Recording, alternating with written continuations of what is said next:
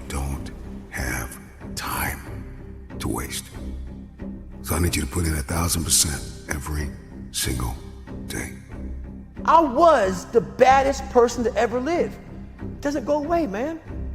You gotta wake up, even though you retired, you never retired. You're setting the example every single day of your life about having a savage mentality. Everybody wants to be a beast until it's time to do what real beasts do. Everybody gets excited. E.T., the guru story, but nobody wants to get up at 3 o'clock.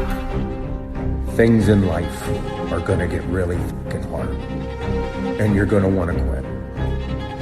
Win, lose, or draw, still gotta wake up tomorrow and go to fucking work. If you truly want that greatness, you got to work hard. You got to dig a little bit deeper.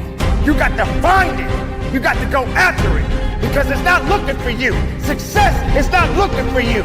You got to go get it. You're not always gonna feel like doing what you're supposed to do. That's when you gotta do it anyways. Success is not going to be handed to you. Nobody owes you anything. When you are hungry, when you are no longer full, when you are no longer satisfied with where you are and you raise your standards, it is only then that you can have your future. What's gonna separate you is when it's beast time, when it's war time, you gotta get up and make it happen. Push with everything you got. Tell excuses to step aside. Let weakness know that it is not welcome in your house because the opportunities are yours. Go get it. Go get it now. Like for real, you walk out of here pumped up, fired up, you get some new information, you're ready. Everybody wants to be a beast until it's time to do what beasts do. Because not only do I want to be a beast, if you follow my 24 hours, I do what beasts do. The one mentality that you must have in life is that regardless of what's in front of you, you still must grind. I feel that most things I do, but still I grind. I have too much to accomplish to be satisfied with where I am right now. I have too much on the line. I have too many people depending on me to win. I must stay hungry. Be a hard-working motherfucker. You can't go wrong with that mentality. I'm telling you, the one thing you cannot get back is time. It is your greatest asset. I'd give somebody some of my money for a couple more years to be with my wife. Time is the greatest enemy. You thinking it's infidelity. The greatest enemy. You thinking it is finances. You thinking it is in-laws. You thinking that it's differences. No. It is time. We've got to learn how to steward our time. We got to learn to tend to it, guard it, keep it. I just want to make sure that the life we got left that is sweeter than the life that if I would give up or if I wasn't focused and I wasn't doing what I was supposed to do. So when you've been with somebody since you're 16 years old and they got a chronic illness, don't you know it's easy for me to go drink? It's rough. My life, it ain't what it used to be before she got sick. Like while God is blessing her, she still got MS. I lost 5 ounces to cancer. You don't think I could have smoked some weed? You don't think when I'm going through that pressure, I couldn't have broke? But you talked about it, mental toughness. It is in those times we have to be stronger than we've ever been before. Why? Because they need us more than they ever needed us before. And you guys are blessed in that you are the 1%ers. Not many people want to be in your life who want the life that you have, and you got it, and you not taking it serious. Like, you know how many people would die to have this life? You know how many people would die to be on the field on Sunday? You know how many people would die to eat the way y'all eat? You know how many people would die to have the gear y'all got? You know how many people would die to get on these planes and travel the world? You know how many people would die to have your life? And you got it. It's your life. You got it. What you gonna do with it? You gotta be able to see it when it cannot be seen. You have to see it happening. You have to believe in the unseen. Because if you can't believe in it, you will never manifest it. But when you believe in it, you demand the universe to assist you in what you're doing. And if you can see it before everybody else can see it, then it's going to eventually come to you.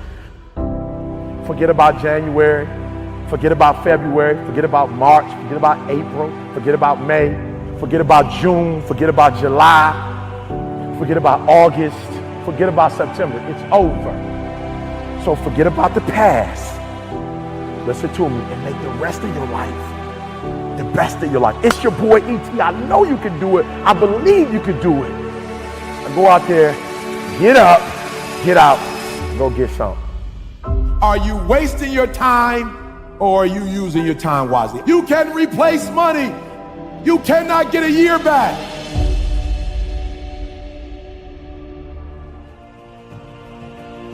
I don't care what the adversity has been. You have two choices. You can be unforgiving, bitter, angry, upset, and be a carrier of grief, or you can choose resilience. You can cope with what happened. You can upload the program of resilience and recover all and get back to the place where you were before the fall. Stop waiting for the storm to pass and ask yourself the question, what can I accomplish in the rain? What can I accomplish in the rain? Who can I become in the rain? There are people all over the world who are depending on you. So our wounds become wisdom. We have a new program. It's called resiliency. The race is not given to the strong nor the swift, but it is given to he that endureth until the end. Life doesn't get any easier. It doesn't get more forgiving. We just get stronger and we get more resilient. One thing we know is that adversity, conflict, trauma does not discriminate. We are all acquainted with pain. I don't care how many times life knocks you down, get back up and tell life, I'm supposed to be here. I belong here. Give me what's mine. When we tackle obstacles, when we face adversity and conflict, it is only then that we find hidden reserves of courage and resilience we didn't even know we had. It's literally only when we face failure that we realize these resources are always there within us. We only need to find them to fulfill our destinies. After life has beaten you and broken you into pieces, resiliency is that gift and ability. It's the discipline to turn those pieces into a work of art.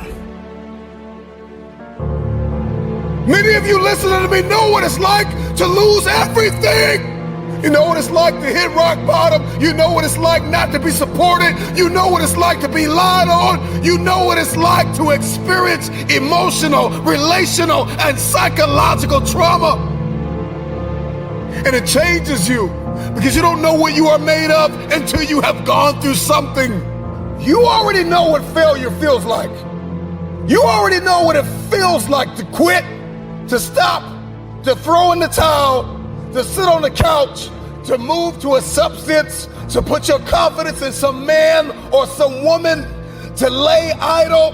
But do you know what it's like to give everything that you have and push and persevere? If you're going to understand the program of resiliency, we are going to have to stop running from difficult times. Stop praying that the storm will pass over you and pray to grow through the storm. Stop going around it, go through it. What you go through, you will grow through. Some fights are not won in the first round.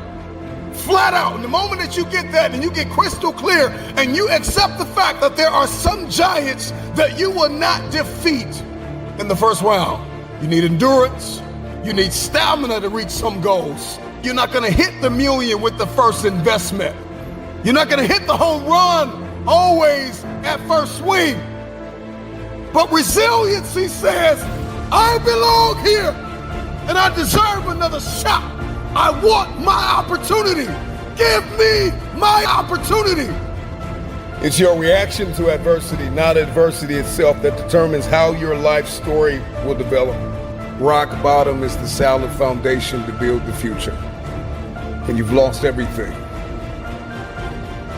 You have everything you need. Resiliency says, I tried and I failed. Resiliency has its own mentality. The program of resiliency says, I tried and I failed, I tried and I failed, I tried and I failed, I tried and I failed again. I'm gonna start again, and I'm not waiting till Monday. I'm gonna start right now. I tried again and again, and I succeeded. Remove yourself from the list of people that have disappointed you, that have lied to you, that have let you down. You are number one on that list. Remove yourself. The real you is breathing down your neck, begging you to manifest. Stop lying to yourself. Stop letting you down. You gotta kill the blame game. Stop blaming it on the person that walked out on you. Stop blaming it on the person that overlooked you. Stop blaming it on the person that undervalued you. Stop blaming it on the person that did not promote you, that did not see it, that did not believe it. Stop blaming everybody and look yourself in the mirror. It's your fault you failed. You started the year with a little motivation and a few ideas, and it all tanked before February. And the thing you gotta ask yourself is, am I gonna repeat my history, or will I blaze a new trail? Because history for many of you is insecurity. History for many of you is depression and anxiety, and that substance you can't shake, and that person you can't leave. History for many of you is, they're better than me. History for many of you is, nobody will show up if I build it. I don't have the time. I'm not good enough. It's time to get out of the way. It is because of you that you are not where you want to be. You are the issue. It's you. Your issue is you. Nobody has lied to you more than you. And so here's what I need you to do. Go find a mirror, go for a walk, go for a drive. Tell yourself, this is my year. You gotta be willing to do what 98% of the people in this world are unwilling to do. You gotta eat differently. You gotta work differently. You gotta think differently. You gotta talk differently. You gotta walk differently. If you want elevation, if you want next level, if you wanna see this thing differently this year, everything you do has to change. Your insecurity has been in the way too long. Your jealousy, your envy has been in the way too long. The fear you've been wrestling with has been in the way too long. Get out of the way! It's time to stop watching 2% of the Earth's population crush it, win, execute, finish what they start, do what they say they're gonna do. Snap out of it! You got work to do!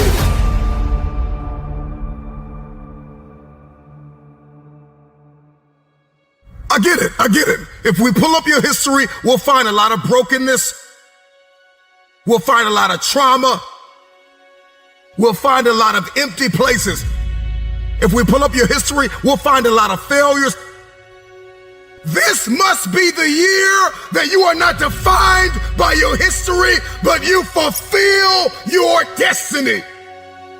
Why are you here? What were you placed here to do? Get to work, get to work, get to work. Because if you continue to lie to yourself, you won't be able to diagnose and treat your condition, your dysfunction, your disorder. In order to treat it and change it, it must be identified. And once you identify it, you gotta accept this reality. And the problem with many of you is you have not accepted the fact that you are lazy. You have not accepted the fact that you are inconsistent. You can't diagnose what you have not identified. Sometimes you need to go find a mirror and tell yourself with tears in your eyes, I am the problem. Once we stop accusing everybody else for our inconsistency and our lack of execution, all of a sudden the world opens up. We all need to get serious about our lives and ask ourselves the question, what is my God-given destiny? Why am I here? Why have I survived? Some of the most brilliant minds of our generation are high school and college dropouts. Let me ask you a question. When are you going to drop out of the mentality that you are not enough? Please, please do yourself a favor and dispense with the excuses that you don't have time. Dispense with the excuse that you're not good enough. Dispense with the excuse that nobody will show up if I build it, that too many people are better than me. Drop out of the I tried it last year and it didn't work. No, you didn't work.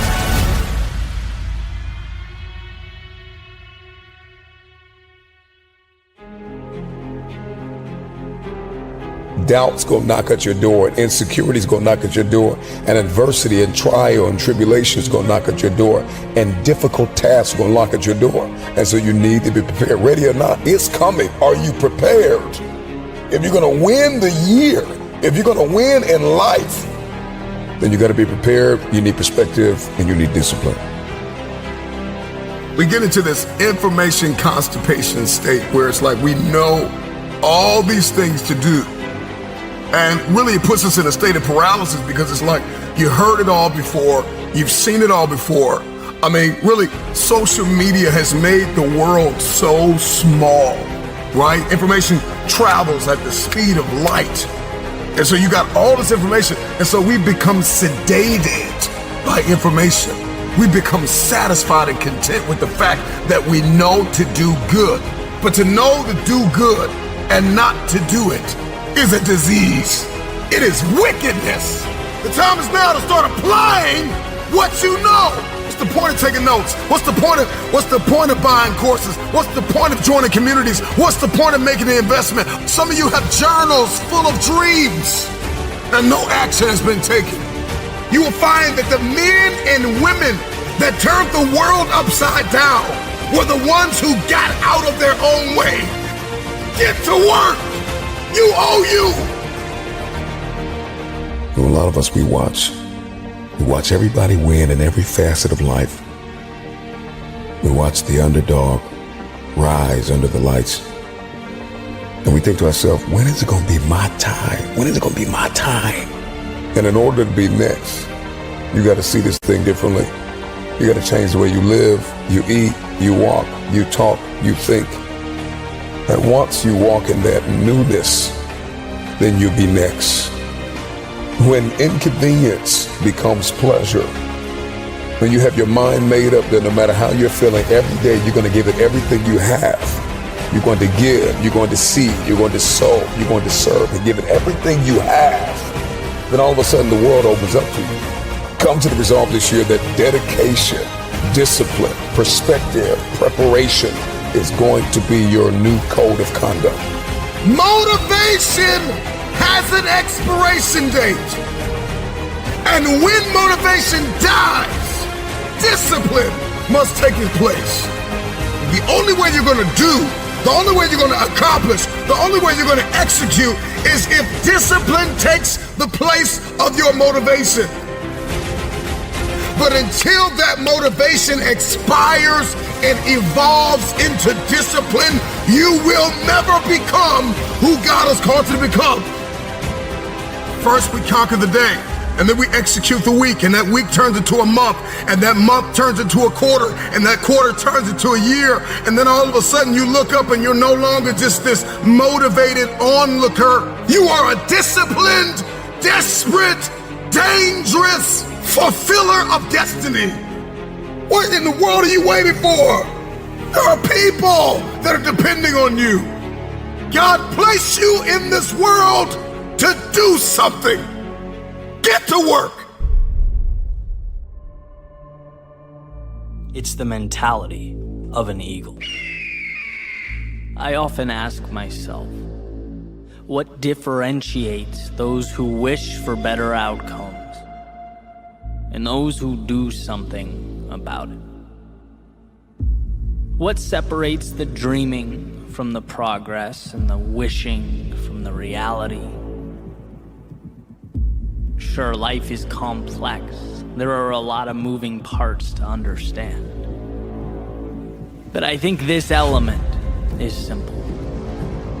Those who build things in life are willing to not only see a reality that hasn't yet materialized, but they also understand that in a world of no, they have to be the yes. They have to believe in their ability to drive towards finish lines that no one else sees. And see, meaning cannot come to fruition without that discomfort. Or as Nietzsche put it, one must still have chaos in oneself to be able to give birth to a dancing star. And that's just it. Most people see what is, most people conform, they do not create. To change something means you have to be the metaphorical eagle amongst pigeons, flying above all that, everyone, everything else, superseding the limiting beliefs that shackle others to their one-dimensional realities. But most importantly, it means you can see. You can see what no one else can. You have line of sight to what no one else understands. See, in this world, no one walks up to you on the street, puts their arm around you and says, "Hey kid, that dream, follow that, because I can tell you're going to do big things." No one says, "Hey, that business idea, you're going to thrive next year, I know it. That relationship, it's going to happen. That level of fitness, oh, I can see it already." Nope. People see what's right in front of them. And as it pertains to you and your world, your life, people are those pigeons. And so that leaves you with a choice. Do you accept that? Do you blend in, take the scraps you're allowed to consume, the crumbs laid out in front of you? Or do you step back and acknowledge that this is going to be tough, this is going to hurt, it's going to push me further as a person than I've ever been pushed? But you know what I get in return? That view.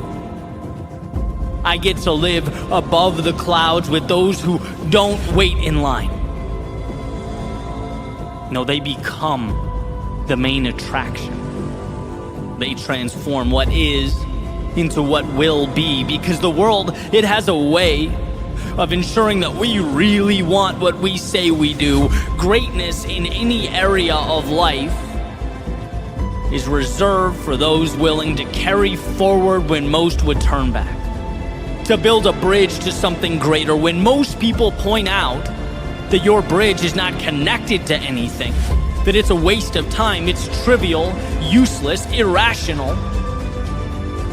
Good. Changing your life in the world around you has to be irrational. Taking the status quo and shaking it, saying, "I'm going to alter this landscape," is irrational. But from irrationality comes the future. So when you feel like the world is against you, when you have an uphill battle to climb, when there are a million reasons for you to turn around, understand that this is nothing more than an indicator that you are right where you need to be, against the current, bringing something new to life. See, if it were easy, it would already exist. But changing your life, that makes you an architect of the unseen. So build on the days you want to build, on the days you don't build. When they understand, build. And when they assume you've altogether lost your mind, build. Sure, it's not easy, but it's worth it. And when tomorrow comes, and it looks a lot different from today, when you've grown, evolved, transformed, and you look back and don't even recognize the person you once were, that won't be because you listened to the chirping of the doubters and the naysayers. It won't be because when strangers told you to give up, you packed your bags and went home. No, it will be because you rose above all that. They saw empty space and you saw a world undiscovered. They saw your head in the clouds while you built those castles in the air. You were always on a trajectory to something greater. You didn't need to convince them. You needed to convince yourself. To unlock the shackles and take to the sky, leave everything that once held you down behind. This isn't about anyone else. It's about the conversation between you and the horizon that awaits.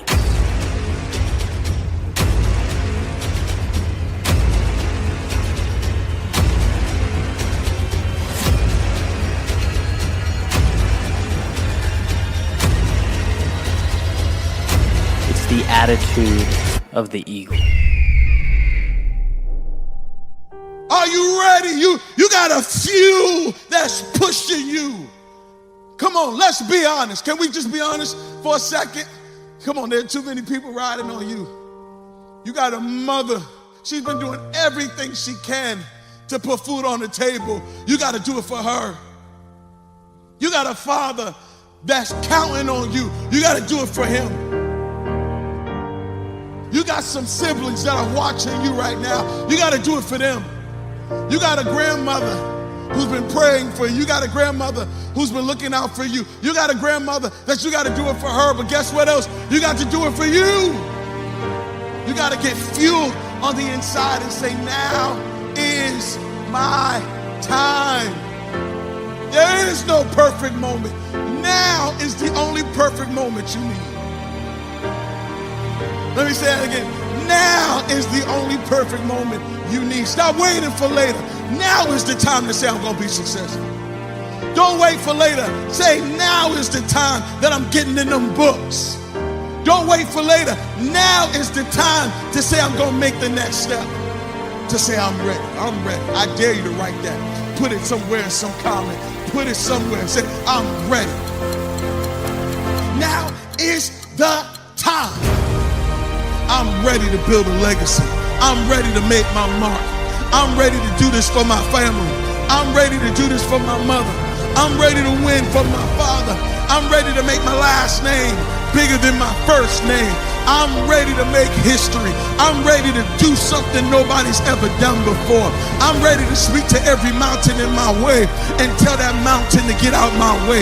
I'm ready to make a difference. I'm ready to do something in my community. I'm ready to be the leader in my neighborhood. I'm ready to study. I'm ready to finish these papers. I'm ready to get this diploma. I'm ready to be educated. I'm ready. I dare you right now just to say I'm ready. It's my moment. It's my time. I'm not just hyped up. I'm informed and transformed and ready to do something that nobody ever thought I could do.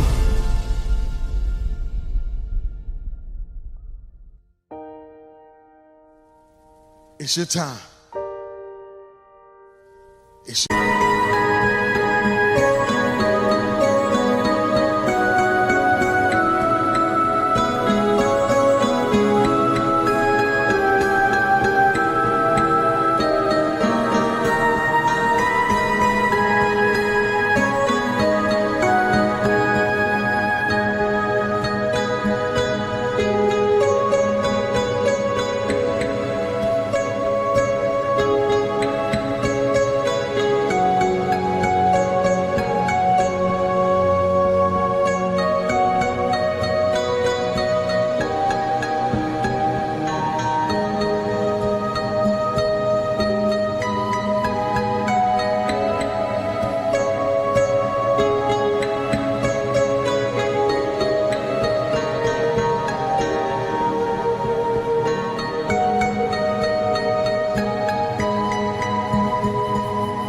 moment. Make an impact. Maybe everybody doesn't love you. Maybe there are many people that don't like you. Maybe people just don't believe in what you believe in. But what do you believe in? You trusted more in doubt. You trusted more in people rejecting you. Not believing that you had a unique purpose. You had something special that just has not been awakened yet. You thought that every time someone looked down on you, You didn't have the ability to look up. You didn't have the ability to trust in yourself. You thought that people had more faith in your failures than your success.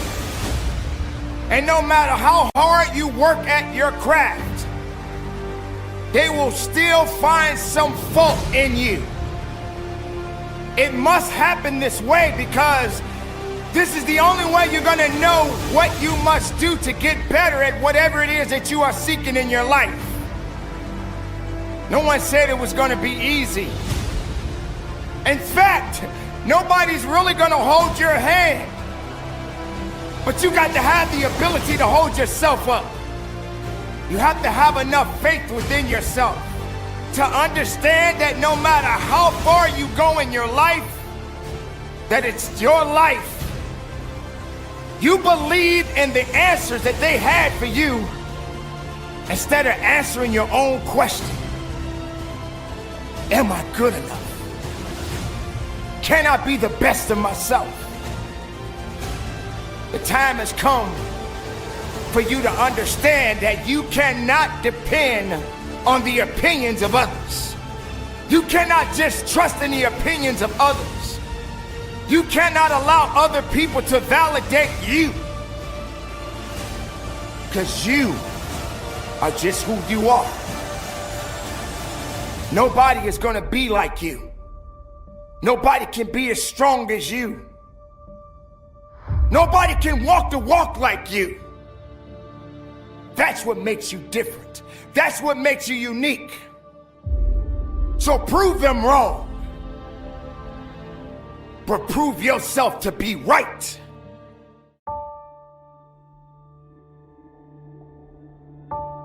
If you hang around sharks long enough, it will transform your mindset, and I promise you, you will be like a shark. You will think like a shark, and you can't go backwards, and if you stop swimming, you will die. And don't you ever forget that the rest of your life. Don't you ever stop moving. Don't you ever go backwards. I know what it feels like to sit on a bench. I know what it feels like to get knocked down. I know what it feels like to have a hope and a dream, and nobody believes in it. I wish I didn't quit. I wish I acted better. I wish I didn't get kicked out of school. I wish I didn't give up on my kid. I wish. That is regret. There's still time. What are you working on right now? Because sometimes in life, all you got is that one thing. God gave you one thing to do. That's all you got is that one thing. I know life will knock you down. I know life can be tough, but you are on a journey. You know, my dad would say, go get it, son, go get it. Be sweet, baby, be sweet. Go get it. Go get it, be sweet, baby. Go get it. Go get it, be sweet, baby. Go get it, be sweet, baby. Every time I left the house, my mom would say, be sweet, baby, be sweet. My dad would say, go get it, son, go get it. Go get it, son, go get it, be sweet, go get it, be sweet, go get it, be sweet, go get it, be sweet. You gotta be ready to fight and bounce back, punch and counter punch, jab and jab back. Let me tell you something, life is a series of fights. The worst thing you can do is run away from your fights. In order for you to rise up, you better take your game to the next level. Your mindset needs to go to the next level. Your information needs to go to the next level. Your relationships need to go to the next level. To be a shark is about how you move, how you operate, how you navigate. You have to be disciplined every single day and train yourself to follow through on all your fundamentals, and that's how you're going to be successful. You have to do it when you don't feel like it. You have to do it when you feel discouraged. You have to do it when you don't feel healthy. You have to do it when you're under the weather. Every single day, you have to train yourself to focus and commit to your business and follow through. Fighting for your future, fighting for your dreams, fighting for success. When you come over depression, you raise your arms like a champ. When you overcome bankruptcy, raise your arms in victory. Don't you ever lose hope. Don't you ever give up your mindset. Sharks are powerful creatures. You gotta think different. You gotta be different. if you want to be at the top of your food chain.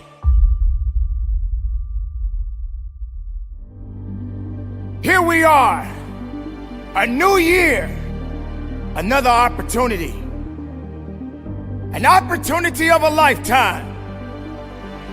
This is the year that we said, I'm gonna do it. I'm gonna do better. I'm gonna be stronger instead of fearful.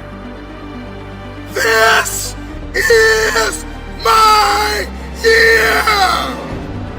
Today you have an opportunity to chart a new path. So do me a favor. Step into your new you. Step into your new year, because success is waiting for you. And the thing you gotta ask yourself is, am I gonna repeat my history or will I blaze a new trail? Today, you have a chance to get up and attack your goals. Let this be the year of no regrets. The real you is breathing down your neck, begging you to manifest. It's got to be a lifestyle change. When you shift your paradigm, when you shift your thinking, only then what you see in your head, you will hold in your hand.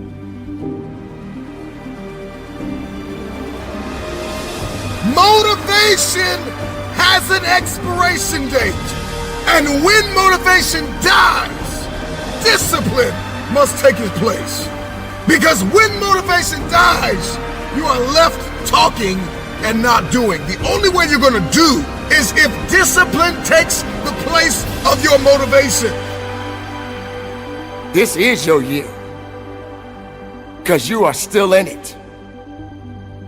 Get to work.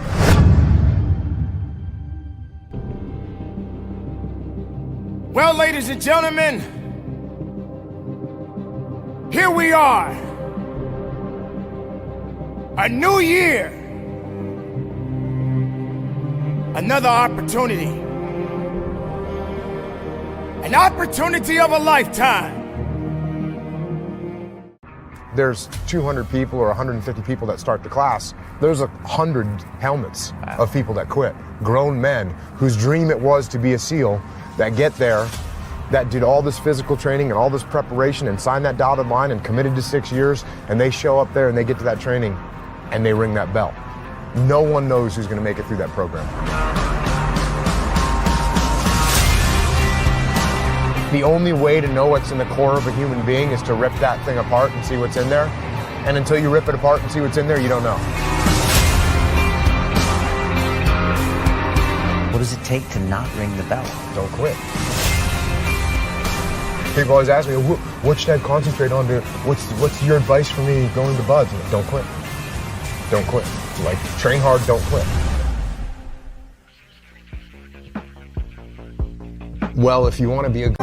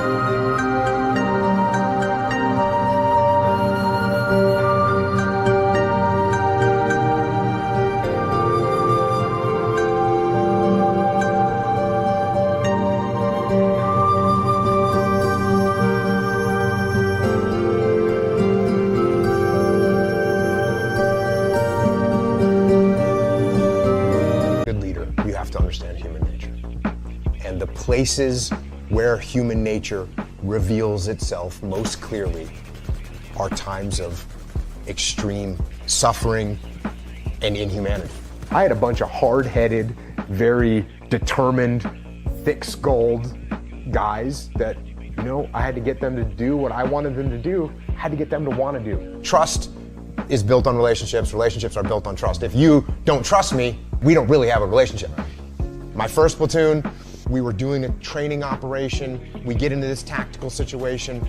Everyone in my platoon is focused on one area. Everyone's looking down their weapons, waiting for a threat to expose itself, which means you got 16 guys looking down their weapons, and I'm waiting for someone to make a call. I was a new guy. I'm waiting for someone above me in the chain of command to say, hey, move here, or hey, move forward, or make some kind of a decision.